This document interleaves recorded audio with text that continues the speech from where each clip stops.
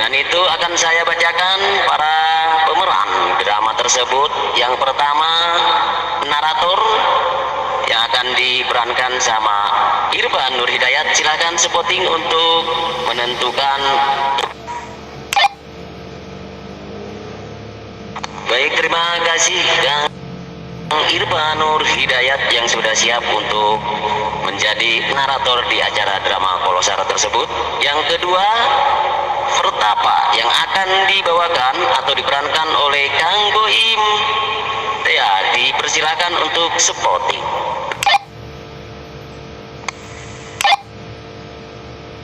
Baik, terima kasih Kang Boim Tea yang sudah siap untuk berperan sebagai Pertapa. Yang ketiga, Retnasi yang akan diperankan oleh Bunda Erena Mustika. Silakan spotting sinyal.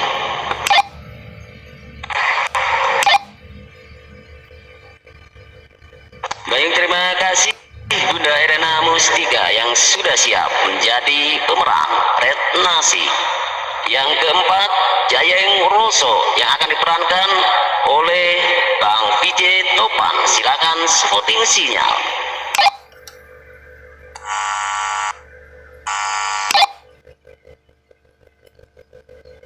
Baik, terima kasih Bang Vijay Topan yang sudah siap berperan selaku Jayeng Roso. Yang kelima, Jayeng Kusumo yang akan diperankan oleh Neva Kakak. Silakan spotting sinyal.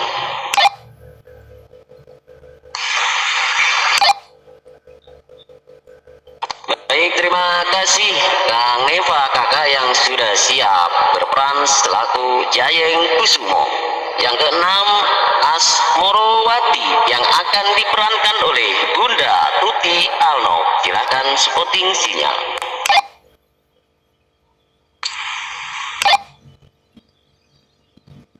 Baik, terima kasih Bunda Tuti Alno yang sudah bersedia berperan selaku Asmorowati.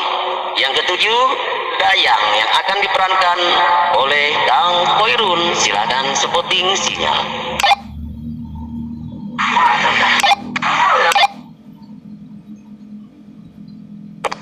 Baik, tentunya sudah siap ya untuk Kang Koirun berperan selaku Dayang. Yang kedelapan, Pati Basunondo yang akan diperankan oleh Bang Mus. Silakan spotting sinyal.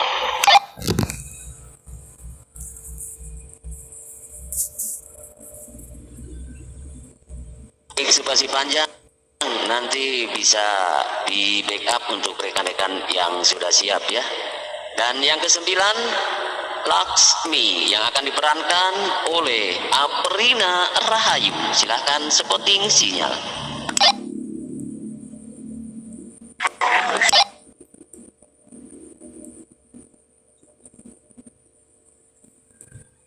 Baik, untuk siapa tadi ya Bang Budi ya, siapa tadi? Ya, yang barusan spotting siapa? Apakah sudah siap untuk membackup Roger? Nanti saya backup Kang. Demikian Kang Kristomi, demikian. Baik Pak Mega Saputra untuk membackup sebagai Laksmi ya, yang seharusnya diperankan oleh Aprina Rahayu ya. Yang ke-10, Gajah Angun-Angun yang akan diperankan oleh Kang Abdi. Silahkan spotting sinyal.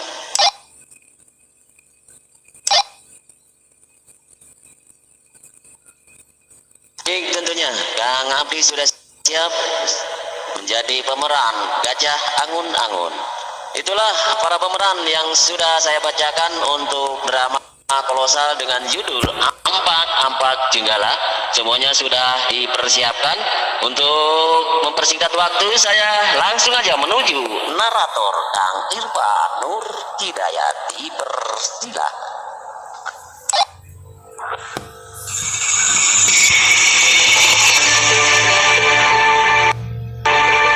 Baik. Terima kasih Kang Bustomi Albantani sebagai moderator hiburan malam hari ini.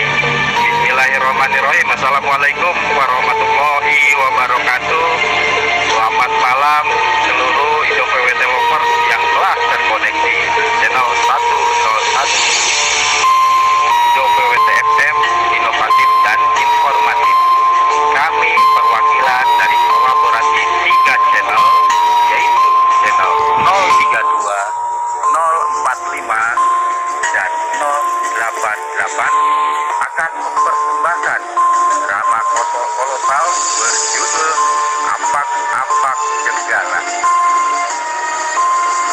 Pemohon pemeran petugas drama kolosal sebagai berikut.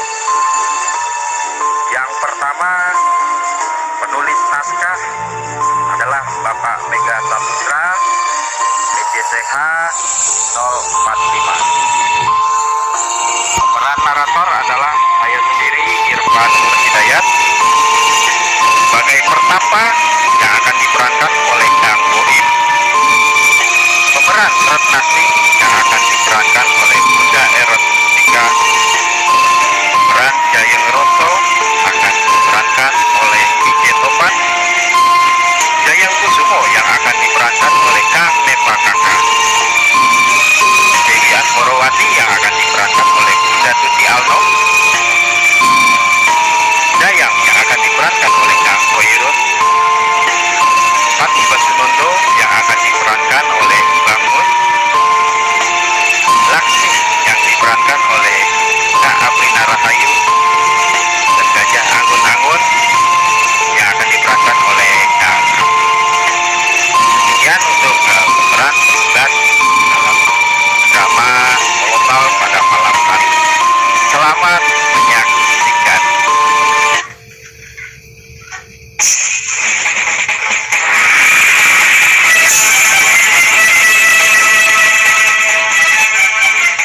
Pada zaman dahulu di kerajaan Jenggala, mendiang Prabu Ranggajaya meninggalkan seorang putra dari seorang prameswari yang sudah meninggal. Putra tersebut bernama Jayeng Kusumo. Sementara itu, dari garwo ampean yang bernama Asmorowati mempunyai seorang putra bernama Jayeng Roso. Belakangan Dewi Asmorowati mengangkat dirinya menjadi permaisuri atas dukungan Patih Basunondo yang juga kakaknya sendiri, dengan harapan agar putranya bisa diangkat menjadi raja. Akan tetapi rencana itu tidak bisa berjalan mulus, mengingat Jayeng Roso juga sudah cukup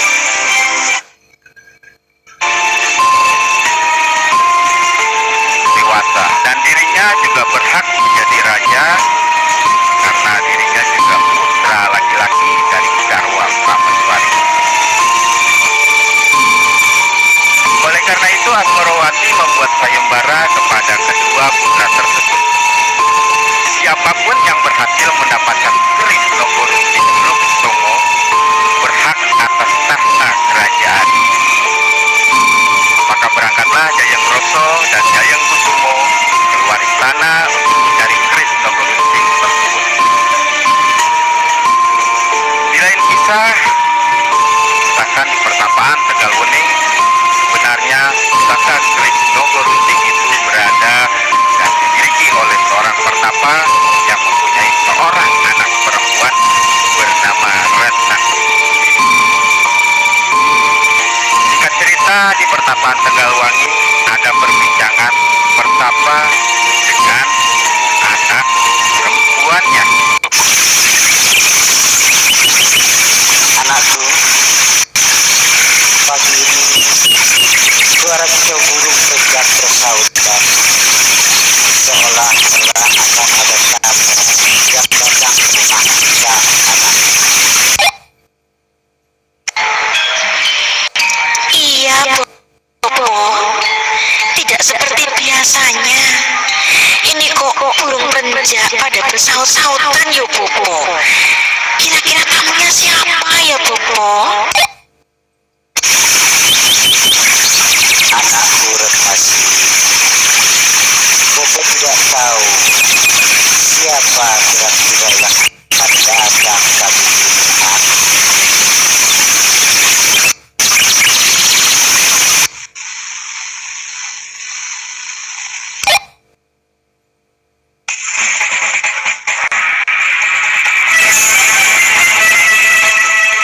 Tak lama kemudian terdengar suara derap kaki kuda dan suara ringkikan kuda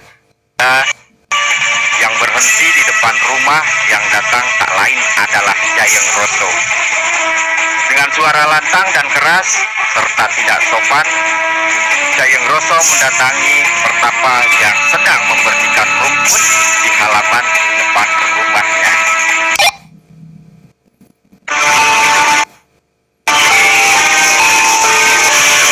Hei orang tua, apa benar ini pertapaan Tegalwaning?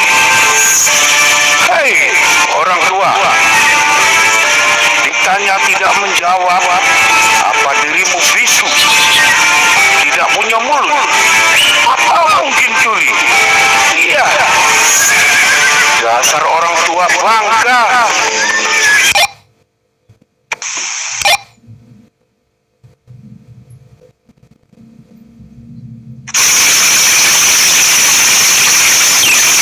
Maaf, Kisanak. Kisanak ini siapa? Dari mana asalnya? Dan maafkan saya, karena memang saya kurang dalam pendengaran. Apalagi sudah tua renta seperti ini.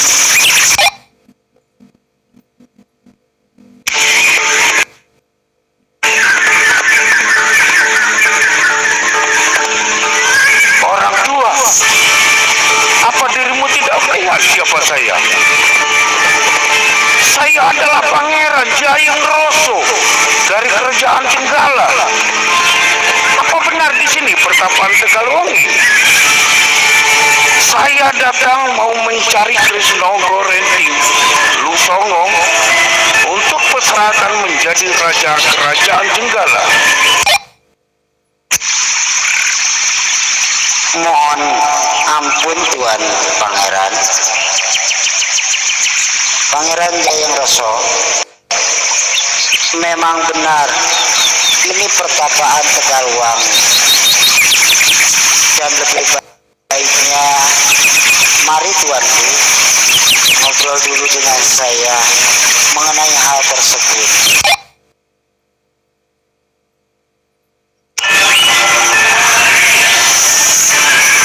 Kakek tua Peyon, saya di sini tidak butuh ngobrol. Yang saya butuhkan pusaka sakti Naga Renting Lusongo.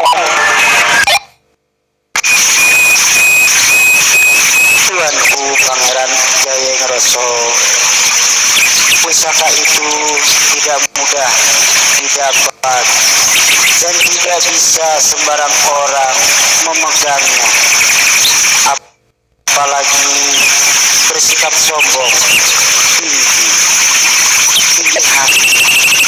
Hati-hati Pangeran.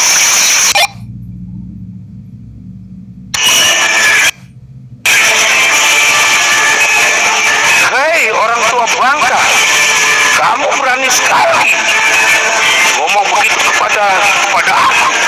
Dasar orang tua tak tahu diri, bangsat orang tua.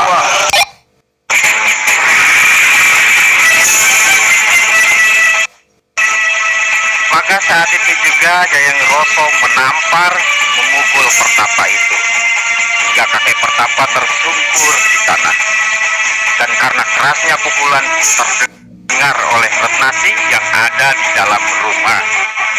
Dan Retnasi lari keluar rumah, mendekati boponya, membangunkan boponya yang terjatuh tersungkur itu.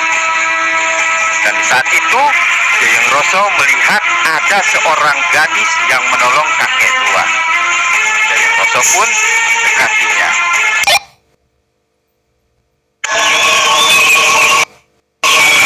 Hei, perempuan cantik rupanya. Siapa dirimu menolong kakek tua itu? Kakek tua itu tidak tahu diri, tidak tahu berhadapan dengan saya, Pangeran Jenggala.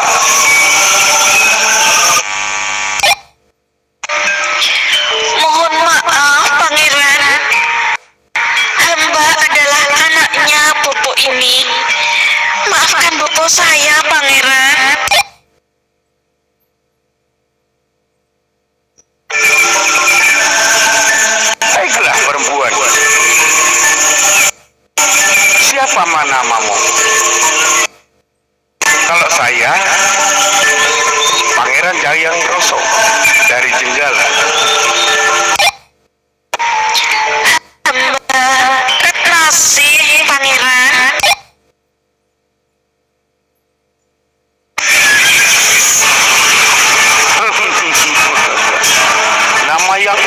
tidak seperti dirimu, badanmu yang benar-benar cantik rupawan, kulit tubuhmu yang halus, mulus bagai bidadari, perempuan cantik.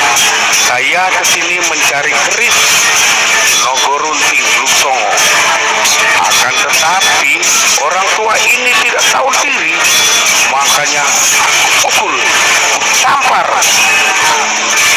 Oh iya, Retna lagi, soal keris itu tidak akan kita bahas lagi, dan aku tidak akan menyiksa bobomu asal dirimu menjadi istriku setelah aku nanti jadi naik tahta Raja Jenggolo.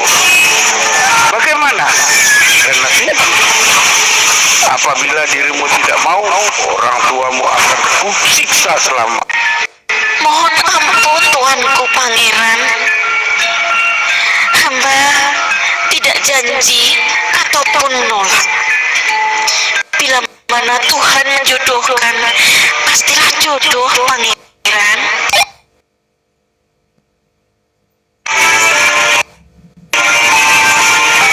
Baiklah, saya akan mencari pusaka keris Nagorunting di lain tempat. Saya pergi dulu, urus orang tuamu.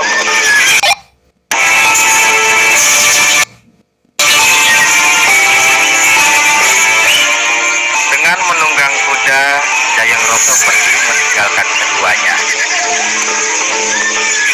Dan tidak selang beberapa lama setelah perginya Pangeran Jayeng Roso, terdengar derap kuda dari arah lain yang datang.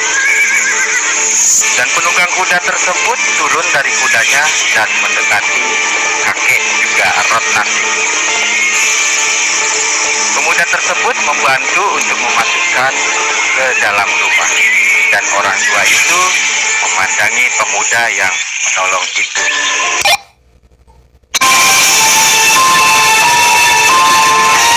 Anak muda, siapa namamu? Terima kasih telah menolongku, membantuku anak muda.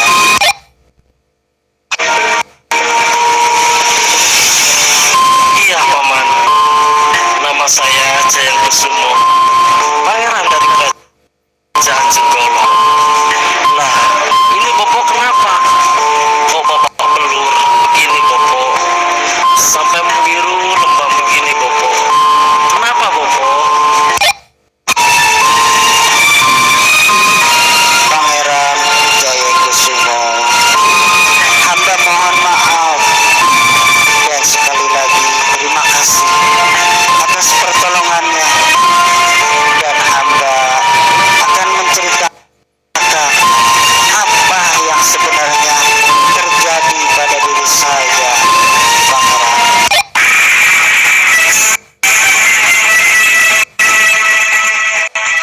Lalu menceritakan kejadian awal sampai terjadi penganiayaan pada dirinya. Dari awal sampai akhir, betapa tersetaknya Jayeng Kusumo mendengar cerita tersebut, bahwa yang menganiaya adalah Jayeng Roso, saudaranya yang beda ibu kandung.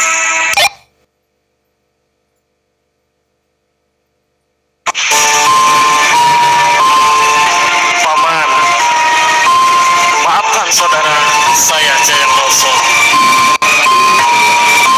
Dengan kekerasan hingga kejadian Paman jadi seperti ini. Paman, sebenarnya apa yang dicari adik saya Jayeng Roso? Sama seperti apa yang saya cari, yaitu mencari keris Nogorunting itu, Paman, sebagai syarat untuk menjadi raja di Jenggala. Untuk itu, Paman, saya izin pamit untuk melanjutkan mencari pusaka keris Nogorunting Luksang tersebut.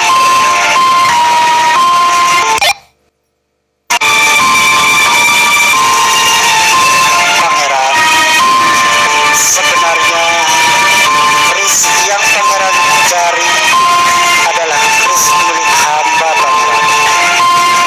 Sebentar, Pangeran, akan hamba ambilkan.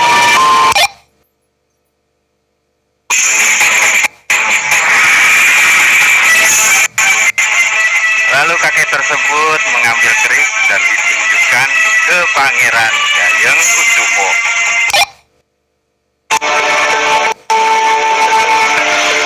Iya, keris ini yang saya cari.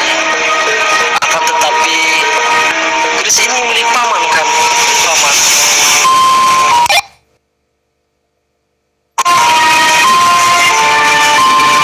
Pangeran, hamba tahu Pangeran orang baik, dan hamba yakin bila mana kepemimpinan dipegang oleh Pangeran, maka rakyat akan makmur dan sejahtera. Untuk itu, hamba rela memberikan keris ini kepada Pangeran untuk dipergunakan sebagai persyaratan menjadi raja di Jenggala nantinya, Pangeran.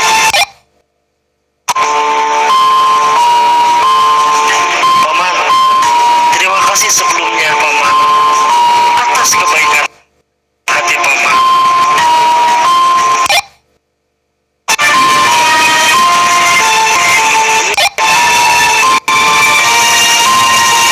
Dan Pangeran sebaiknya Pangeran sementara waktu di sini dulu, Pangeran.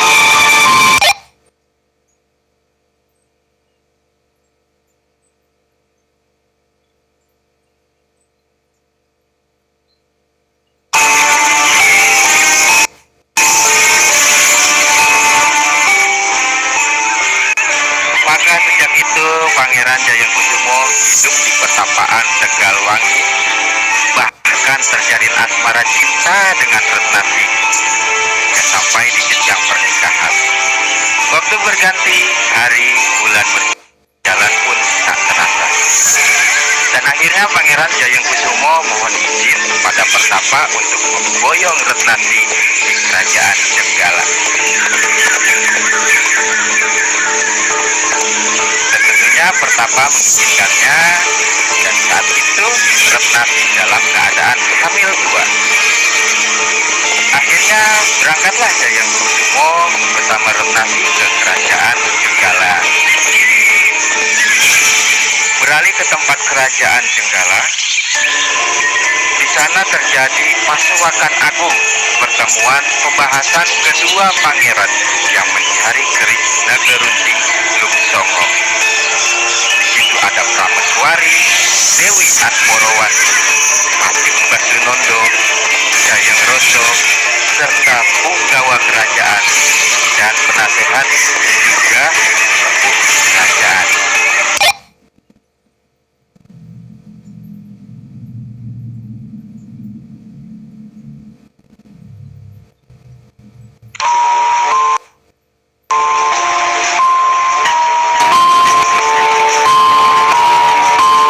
Paman Pati Basunondo, sudah sekian bulan belum ada kabar keberadaan Pangeran Jayeng Kusumo. Apakah tidak lebih baiknya Jayeng Roso saja yang dijadikan raja di Jenggala ini, Paman Pati?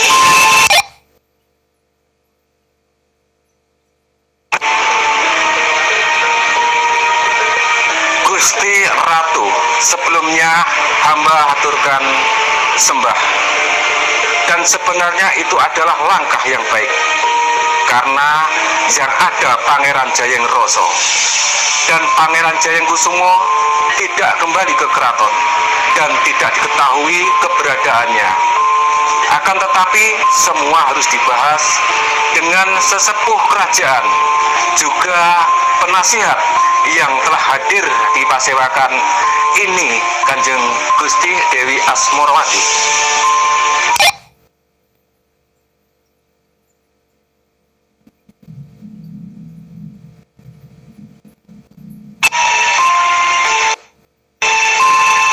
Baiklah Paman Pati Basunondo, saya akan bertanya ke penasehat dan sesepuh kerajaan.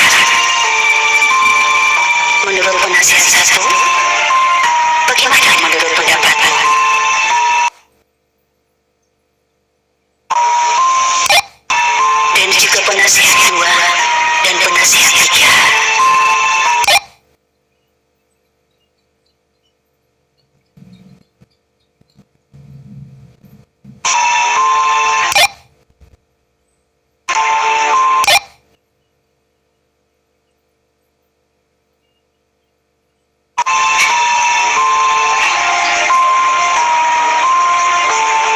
Baginda Ratu, menurut hamba semua harus menunggu.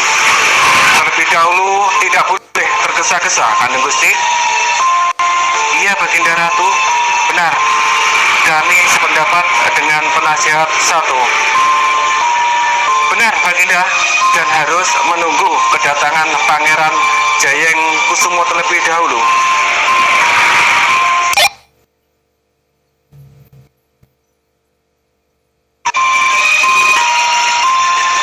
Baiklah, semua penasehat dan juga sesepuh kerajaan Jenggolo. Semua saran saya terima dan tidak akan tentukan dalam beberapa hari ini.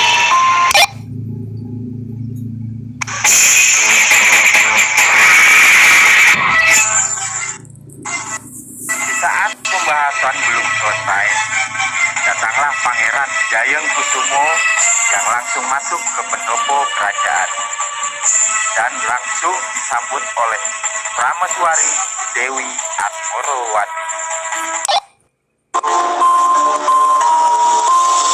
Bunda Ratu Nanda Jayeng Kusumo datang hadir menghadap sembah bekti. Saya haturkan sebelumnya, Bunda Dewi.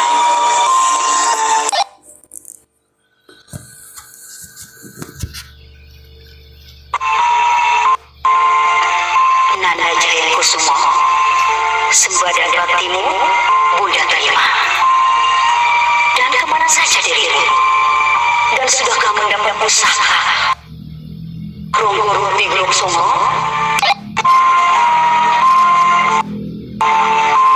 Bunda, Nanda telah mendapatkan Krisno Gorunting 9.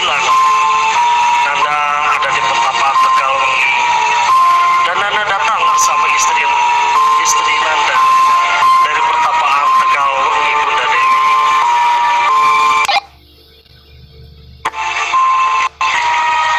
Baiklah, berhubung Nanda yang mendapatkan keris Nogoro Tiglok 9 dan karena sebuah kesepakatan, maka Nanda Jayeng Kusumo yang berhak menduduki keraton Jenggala. Dan esok hari akan dinobatkan menjadi Raja Jenggala.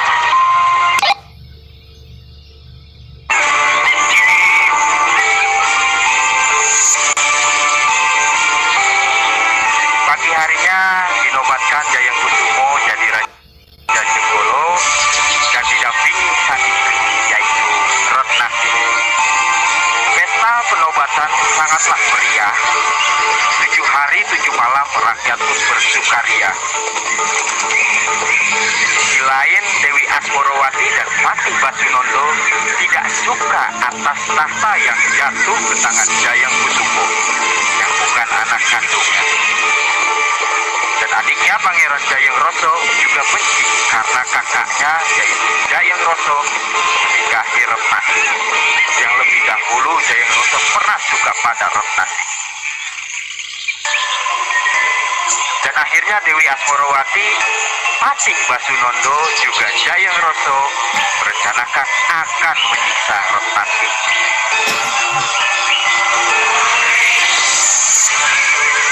Alkisah selanjutnya kehidupan rakyat Jenggala adil makmur sejahtera di bawah pimpinan Raja Jayeng Kusumo. Kemakmuran kejayaan kerajaan Jenggala menjadi irinya kerajaan-kerajaan lain yang dipimpin oleh raja yang bernama Gajah Angun-Angun, dan Gajah Angun-Angun sendiri merupakan sekutu dari Jayeng Roso yang sengaja ingin menjatuhkan Jenggala karena rasa sakit hatinya tidak terpilih jadi raja, ditambah tidak bisa menikahi Retnasi. Untuk itu dia bersekutu dengan Gajah Angun-Angun untuk menumbangkan kerajaan Jenggala.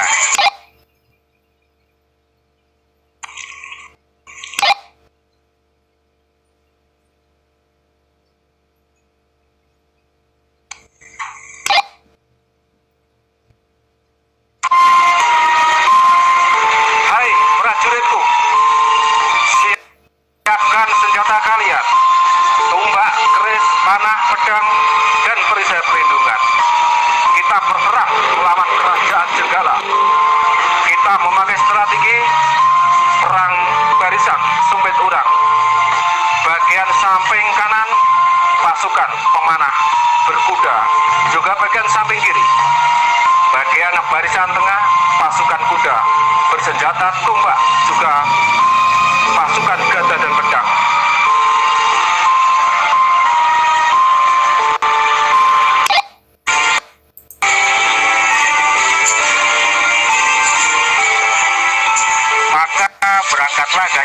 Angun-Angun beserta 5.000 prajuritnya menuju ke Jenggala.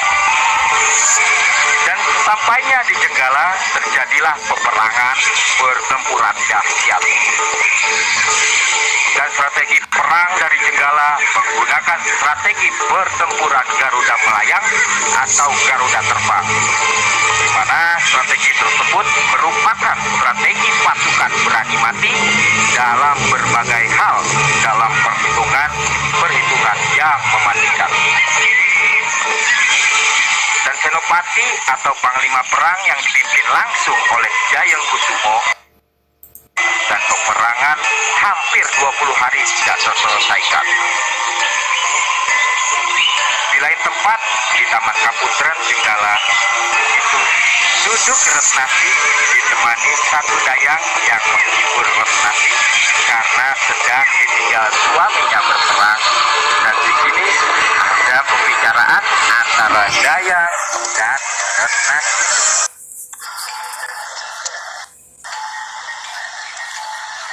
Dayang, sampai saat ini perang belum juga usai. Mas Prabu Jayengkusumo belum juga pulang.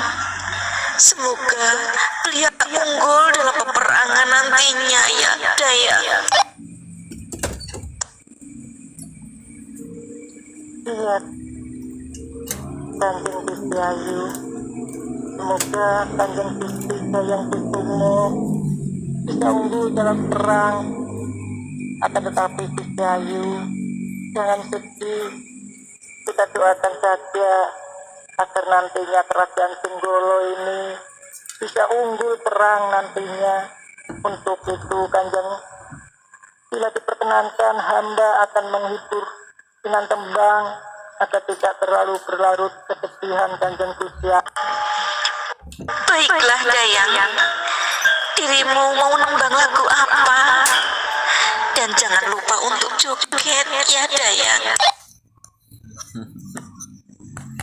Iya Gusti Ayu, hamba mau nembang perahu layar.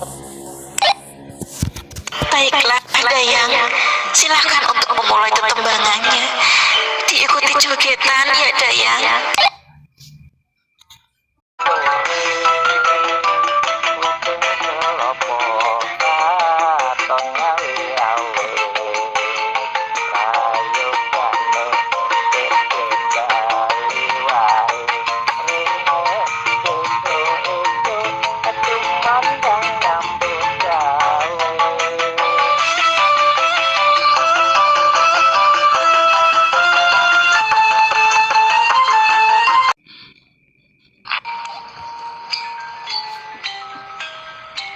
Mantap tetembangannya Dayang. Perahu layar, apalagi dengan memakai jogetan. Sekarang saya ingin sendiri dulu Dayang, dan kamu boleh meninggalkan saya. Saya cukup senang dan bahagia. Iya, hamba mohon diri dulu. Ada yang perlu dibantu. Nanti Gusti Ayu bisa memanggil hamba kembali.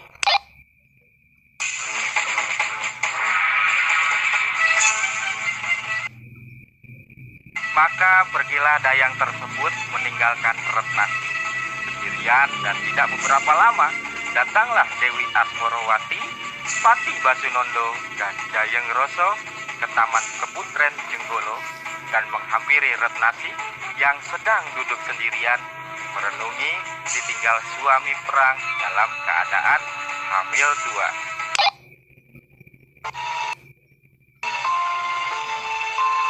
Hei Ratnasi, sini kamu. Dasar perempuan murahan. Dulu, sebelum kamu diberi istri sama Jayengkusumo, bukankah dulu Jayeng Roso mengungkapkan isi hatimu padamu? Jayeng Roso menceritakan semua itu ke saya.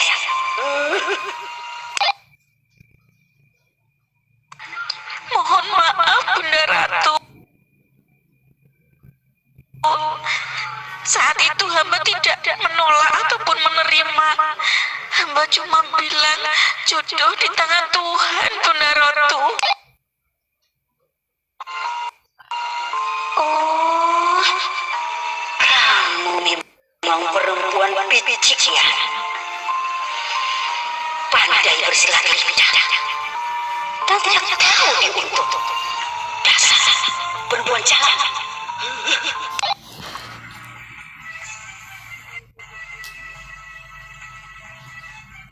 Maka saat itu pulalah Asmorowati menampar muka dan menjambak rambut Retnasi dan tamparan itu bertubi-tubi, dan kepala Retnasi pun dibentur-benturkan ke dinding. Ampun, Bunda Ratu. Hamba mohon ampun, Bunda Ratu. Ampun, Bunda Ratu.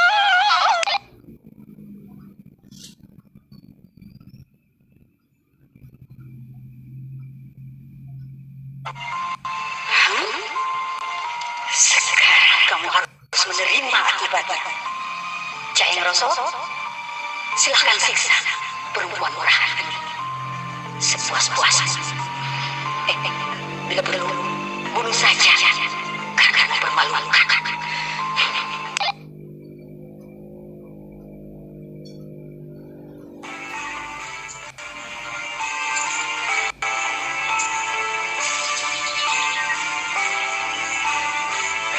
Maka Jayeng Roso pun menendang Retnasi, menjambak dan membenturkan kepala Retnasi ke dinding. Dan Retnasi terjatuh, dan Jayeng Roso memegang leher Retnasi dan mencekik lehernya. Retnasi pun keojotan ingin melepaskan cekikan tangan Jayeng Roso, namun apalah daya, usaha melepaskan diri dari cekikan tidak bisa, dan hingga akhirnya Retnasi mati menghembuskan nafas terakhirnya dalam keadaan hamil tua. Atas kematian Retnasi, maka Dewi Asmorowati bingung dan takut bila ketahuan prajurit lainnya. Maka berbicaralah dari Dewi Asmorowati kepada Pati Basunondo.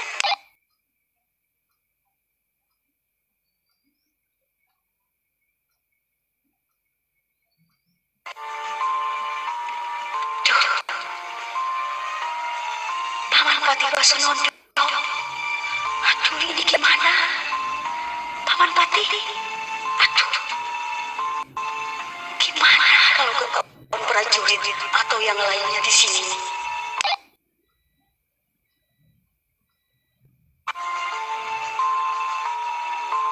Kanjeng Gusti, gak usah takut, risau, ataupun bingung. Terlebih dulu, mayat Retnasi ini kita kafani, kita pocong, dan nanti dikuburkan di tempat makam tidak terpakai. Jadi tidak semua orang tahu keberadaan mayat Retnasi ini. Dan untuk Jayeng Roso, silahkan Jayeng Roso nanti pergi dari Jenggolo dan seolah-olah ikut perang.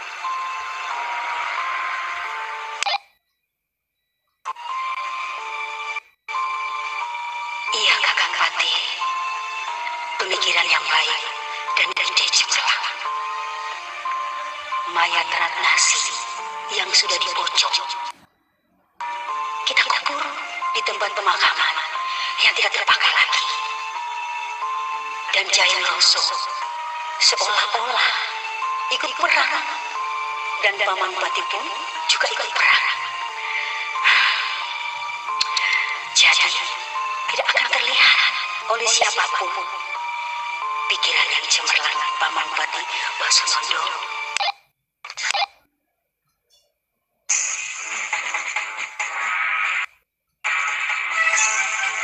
Maka mulailah Dewi Asmorowati, Pati Basunondo dibantu Jayeng Roso membungkus mayat Retnasi yang hamil dengan kain kafan dan dipocong.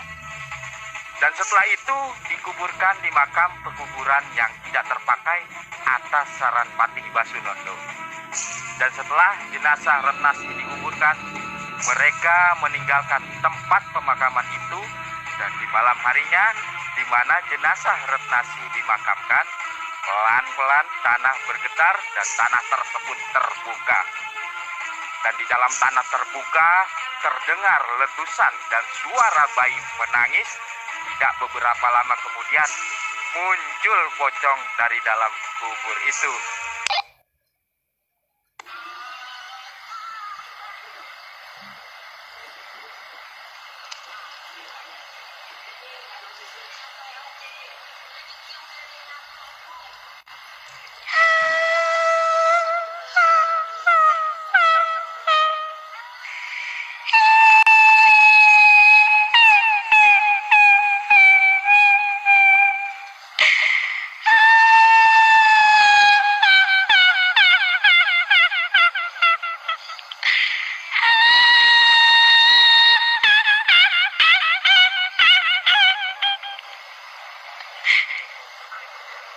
Putraku, kenapa nasib kita seperti ini?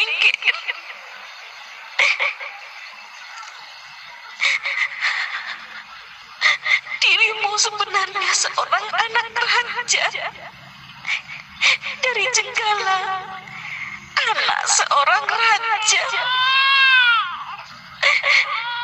Anakku, mungkin seharusnya kita seperti ini. Untuk itu anakku, ibu akan mencarikan kamu makan, nak.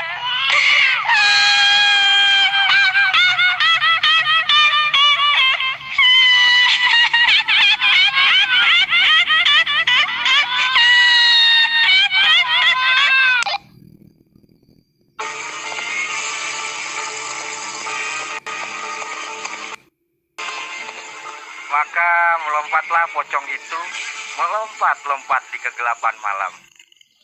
Di kegelapan malam yang sunyi dan sepi untuk mencari makan buat anaknya yang baru lahir.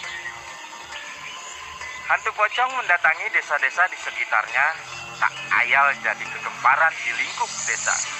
Karena adanya setan pocong yang bergentayangan, terutama di saat menjelang petang hari.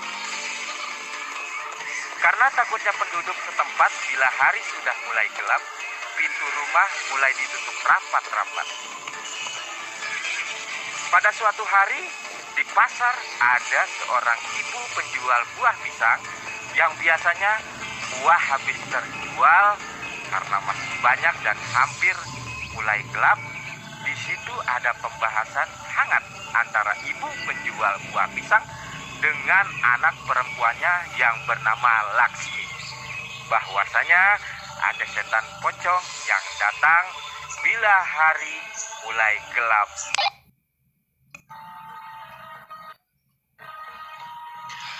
Mbok, ayo pulang, Mbok. Hari hampir gelap. Laksmi takut, Mbok. Nanti ada setan pocong datang ke sini. Karena banyak kabar mengatakan ada setan pocong yang sering menampakkan dirinya, Mbok. Ayo, Mbok, kita pulang.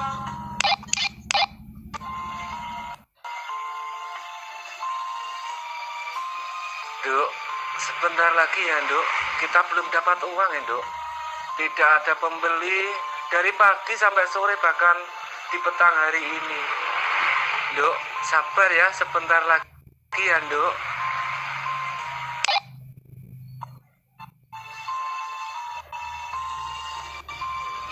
Mbok, kita pulang ya. Besok aja toh, Mbok, kita jual lagi pisang-pisang ini. Ini udah mulai gelap, Mbok. Laksmi takut. Ayo, Mbok, kita pulang.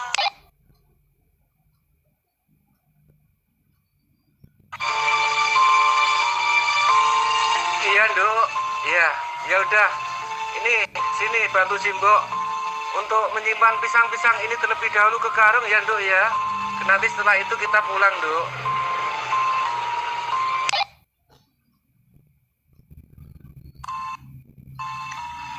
Baik, Mbok. Sini Laksmi bantu, Mbok. Masukkan ke karungnya.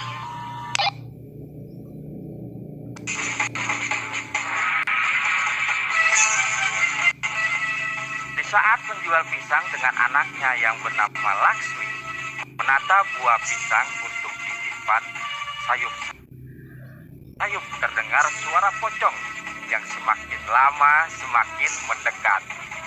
Betapa takutnya ibu penjual pisang dan keduanya lari terbirit-birit meninggalkan buah pisang. Karena saking takutnya, ibu dan anak lari pontang-panting jatuh bangun, ambil langkah 1000.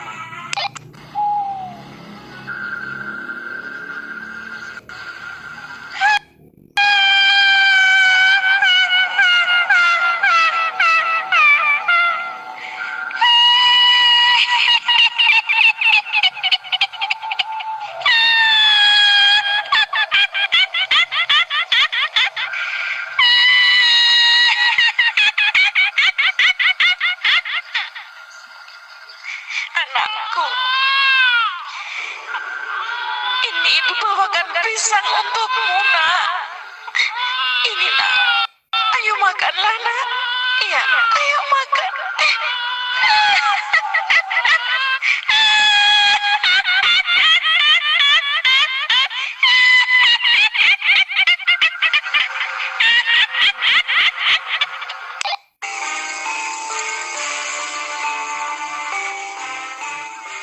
Di lain tempat, di mana di Jenggala masih terjadi peperangan sengit yang tak kunjung padam. Saat itu, Jayeng Kusumo berhadapan dengan Gajah Angun-Angun dengan sama-sama memakai kuda perang. Mereka sama-sama gesit. Raja Gajah Angun-Angun membawa tombak sabit rembulan dan tameng. Di lain pihak, Jayeng Kusumo membawa pedang-pedang dan tombak saling berbenturan. Mereka saling menyerang dan sampai keduanya sama-sama terjatuh dari atas kudanya masing-masing. Dengan sigap mereka kembali berdiri. Raja Angun-Angun mencabut kerisnya. Demikian juga Jayeng Kusumo pun mencabut keris Nogorunting Luksoko. Mereka saling menerjang, saling pukul dan menendang, dan menyabetkan keris mengarah ke leher dan dada. Dan ketika Gajah Angun-Angun menusukkan keris ke leher Jayeng Kusumo menangkis dengan tangan kirinya. Lalu Jayeng Kusumo berkelit merendahkan tubuhnya dan menghujamkan keris di dada sebelah kiri Raja Gajah Angun-Angun. Tak ayal lagi Gajah Angun-Angun tergelepar jatuh ke tanah, mati meregang nyawa. Gugur dalam medan perang, maka bersorak-sorailah prajurit Jenggala dan lari. Prajurit Gajah Angun-Angun menyerah karena rajanya telah gugur di medan perang.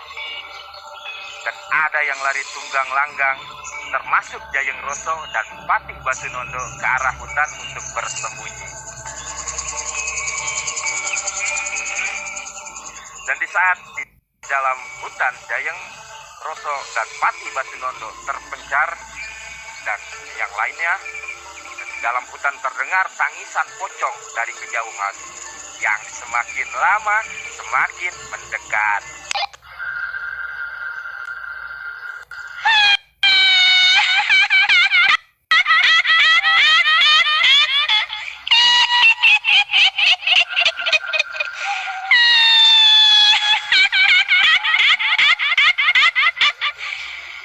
Jayeng Roso, ingatkah kamu sama diriku? Aku Nasih Jayeng Roso yang kau siksa dan kau cekik, dan sungguh piciknya mata hatimu Jayeng Roso. Tidak memandang aku lagi hamil tua, ku tega melenyapkan nyawaku. Kini saatnya aku membalasmu Jayeng Roso. Ku cekik dirimu Jayeng Roso, mati kamu.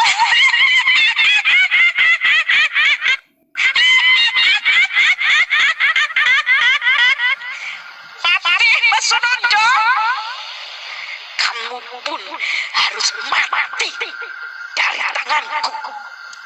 Karena kamu bekerja sama menyembunyikan mayatku di pemakaman yang sudah lama tidak terpakai, Basunondo, untuk menghilangkan bahwa aku dibunuh. Untuk itu, kamu pun harus mati, Basunondo.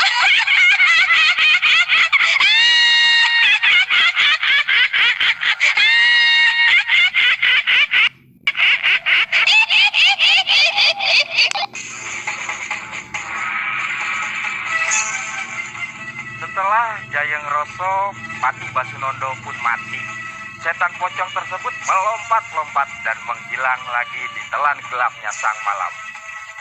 Di sisi lain diceritakan setelah perang kemenangan di pihak Jenggolo, rakyat kembali sukacita dan Jayeng Kusumo kembali duduk di singgasana kerajaan Jenggala. Dan tidak terlihat Retnasi untuk mendampinginya, maka Jayeng Kusumo pergi menuju ke Taman Keputren. Akan tetapi Retnasi di sana pun juga tidak ada. Dan di malam hari, pocong Retnasi mendatangi kamar tidur Dewi Asmorowati.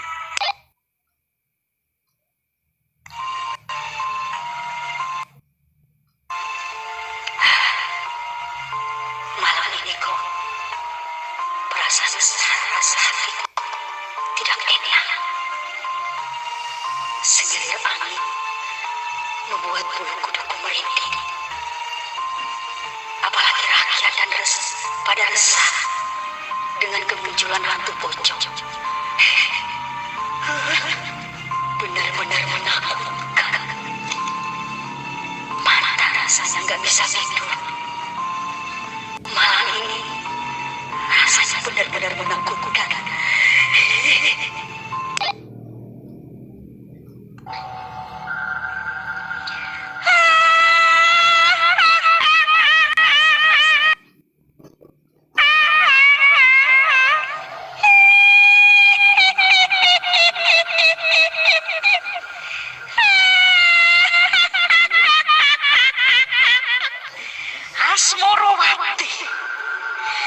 Asmorowati, kau lihat wajahku, Asmorowati.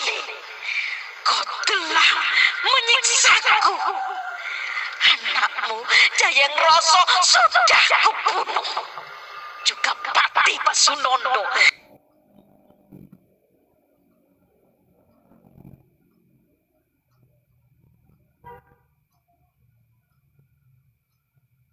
Semua sudah kubunuh.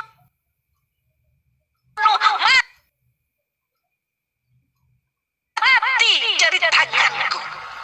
Sekarang saatnya dirimu harus mati di tanganku, Asmorowati. Mati kamu, Asmorowati.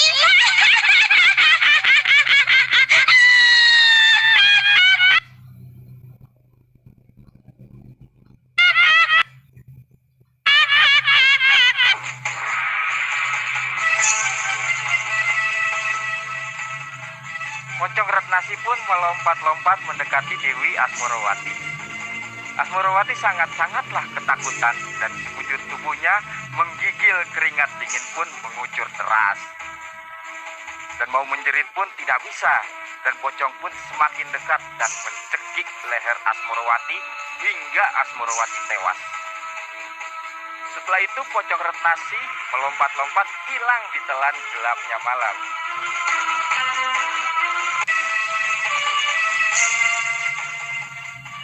Keesokan harinya istana gempar atas kematian Asmorowati, dan saat itu juga datanglah Laksmi di kerajaan bersama ibunya melaporkan masalah teror pocong di desanya. Mendengar perihal tersebut, Jayeng Kusumo beserta prajuritnya pergi ke desa tersebut, menunggu kehadiran pocong yang dimaksud, dan ternyata benar adanya. Dan akhirnya Jayeng Kusumo mengikuti kemana pocong itu pergi, dan diketahuilah bahwa pocong tersebut pergi di tempat pemakaman kuburan yang tidak terpakai. Dan kehadiran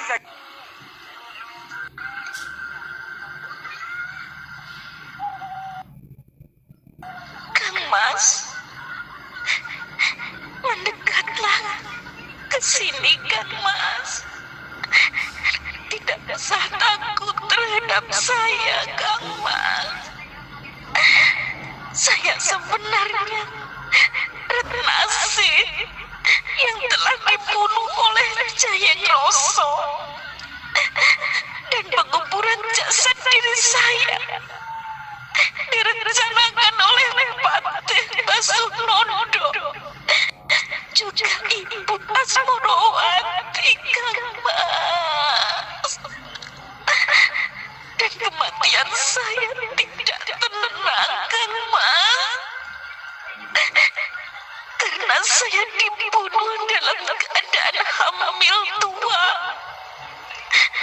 dan saya tidak terima. Dan saya pun menuntut balas mereka semua kebunuh, Kang Mas. Dan ini, Kang Mas, anakmu yang lahir dalam kubur.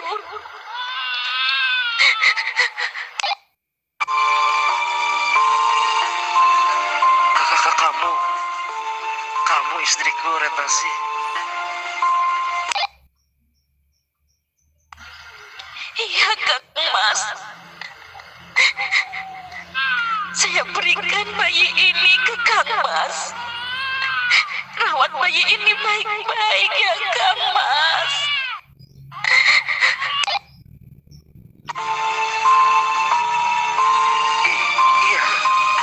Iya, Retnasi.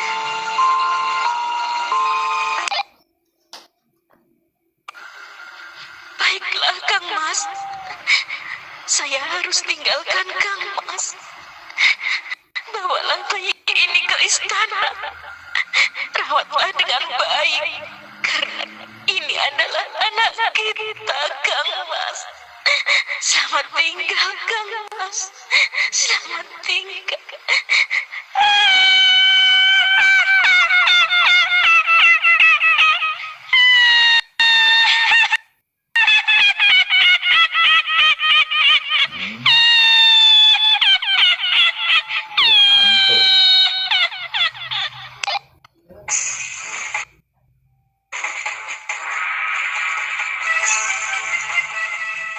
Maka meloncatlah pocong meninggalkan Jayeng Kusumo yang terpaku tidak bisa mengungkapkan kata-kata lagi. Dan akhirnya Jayeng Kusumo pun melangkah meninggalkan tempat tersebut kembali ke Jenggala. Dan karena petunjuk dari Laksmi mengenai perihal pocong, maka Jayeng Kusumo meminang Laksmi untuk dijadikan istri, menjadi ibu sambung bayi anak dari Retnasi. Dan Laksmi dijadikan permaisuri untuk mendampingi hidup Jayeng Kusumo. Sejak itu, kerajaan Jenggolo aman, tentram, rakyat hidup bahagia atas pimpinan Jayeng Kusumo. Demikian drama kolosal yang kita tampilkan dari kolaborasi 3 channel, yaitu channel 032, 045, dan 088 dengan judul Ampak-Ampak Jenggala sudah selesai. Untuk itu saya kembalikan ke moderator hiburan kepada Kang Bustomi kembali.